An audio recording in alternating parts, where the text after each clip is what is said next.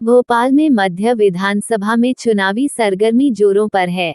वहीं पर जब विधानसभा के संबंध में मंडल अध्यक्ष राजेंद्र सिंह से विधानसभा चुनाव को लेकर चर्चा की गई, तो उन्होंने साफ तौर पर कहा कि इस बार भारतीय जनता पार्टी मध्य विधानसभा में जीत सुनिश्चित कर रही है। इससे पहले कुछ कमजोरी रही थी, वह ध्रुव नारायण के प्रत्याशी बनने के पश्चात पूर्ण हुई है, क्योंकि जनता ने ही उन्हें प्रत्याशी के रूप में चुना है और जनता ही उनकी जीत सुनिश्चित करेगी। कि ये जो मूल सीट है 2008 में बनी और ध्रुव भैया पहला चुनाव यहाँ से लड़े, उन्होंने विकास की इस विधानसभा में गंगा बहाई और इस बात को जनता और कार्यकर्ता ने स्वीकार किया। किन्हीं कारणों से 2013 में उनको टिकट नहीं दिया गया, फिर भी भारतीय जनता पार्टी उनके द्वारा किए गए विकास कार्यों से जीती। पर 18 में जो विकास कार्य होने थे वो कहीं न कहीं न होने की वजह से या और भी बहुत सारे कारण थे जिनकी वजह से 18 में हमारी पार्टी इस चुनाव को लूज की। अब मेरा ये कहना है कि हम 5 साल हो गए कांग्रेस के विधायक ने भी जनता के बीच में कोई काम नहीं किया। भोपाल शहर की आप हुजूर विधानसभा देख लीजिए, नरेला विधानसभा देख लीजिए, गोविंदपुरा विधानसभा देख लीजिए और मध्य विधानसभा देख लीजिए। वर्तमान परिस्थिति में मध्य विधानसभा शहर का बहुत बड़ा अंग है, लेकिन विधायक की निष्क्रियता, फिरका परस्ती, बयानबाजी की वजह से आज ये विधानसभा विकास से बहुत पीछे हो गए। हमारे इस विधानसभा के बहुत सारे युवा बेरोजगार हो गए। अतिक्रमण लगातार पुराने शहर पर है, उस पर कोई बोलने वाला नहीं। विधायक ने जुआड़ियों सटोरियों को ही संरक्षण दिया और उनका चुनाव तो जुआड़ी और सटोरी चला रहे। हम सब ने डिमांड की थी और पार्टी ने हम सब की बात को, जनता की बात को सर्वे के आधार पर ध्रुव नारायण सिंह जी को 3 महीने पहले टिकट दिया। वो फील्ड में लगातार सक्रिय है। सभी लोगों से तरीके का समर्थन जो है आपको जनता के बीच में जाने से मिल रहा है, कहाँ आपको विरोध का सामना करना पड़ रहा है? देखिए, विरोध का तो सवाल ही नहीं उठता क्योंकि ये जनता का टिकट था। इतना उत्साह 2008 का चुनाव भी हमने देखा, 2013 का चुनाव भी देखा, 2018 का चुनाव भी देखा और 2023 के चुनाव में हम हैं। जितना उत्साह जनता और कार्यकर्ताओं का ध्रुव भैया को टिकट मिलने की वजह से, जितना जन समर्थन मिल रहा है, शायद ही पहले कहीं मिला था। राजनीति में आरोप और प्रत्यारोप का दौर चलता रहता है निरंतर। कई आरोप ध्रुव नारायण सिंह जी पे भी लगे और आप लोग भी मसीह के वर्तमान विधायक उन पर भी आरोप लगा रहे हैं। क्या मानते हैं कि जो आरोप लगाए जाते हैं वास्तविकता में होते हैं या एक नैरेटिव बनाने की सोच होती है पार्टी? देखिए, आरोप आप खुद ही कह रहे हैं कि आरोप लगा रहे हैं।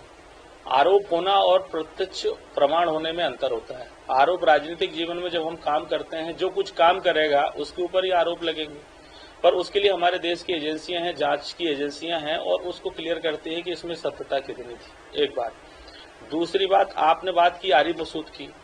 आरिफ मसूद के ऊपर FIR रजिस्टर्ड है, हिस्ट्री सीटर है वो, और अभी जिला NSA की कार्रवाई होने वाली थी जब इन्होंने इकबाल मैदान में कार्यक्रम किया था। बहुत दिनों तक फरार थे। तो हमारे विधायक प्रत्याशी पे सिंगल एक मुकदमा नहीं है, एक मुकदमा। भाई, जो अपराधी होता है उसका खिलाफ पुलिस थाने में रिकॉर्ड होता है।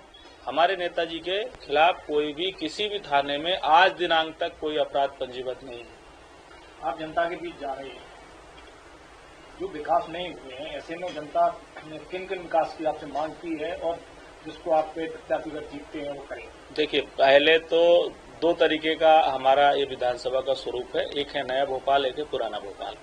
नए भोपाल में रोड की प्रॉब्लम, अतिक्रमण की प्रॉब्लम और पानी की टंकी की प्रॉब्लम, जो मूलभूत सुविधाएं हैं। जैसे विधायक ने स्पोर्ट्स एक्टिविटी में कोई मेहनत नहीं की, किसी भी ग्राउंड को ठीक नहीं किया, खेल मैदान ठीक नहीं किए। पुराने शहर में अतिक्रमण को लेकर के प्रॉब्लम है। डेवलपमेंट जो होना चाहिए तो वो हुआ नहीं। जी, 2 बार 3 बार ये भाजपा के पास सीट रही मध्य विधानसभा, और वर्तमान में कांग्रेस के पास है। क्या वजह मानते हैं कि जो इसके पहले के जो विधायक थे वो क्यों हार गए?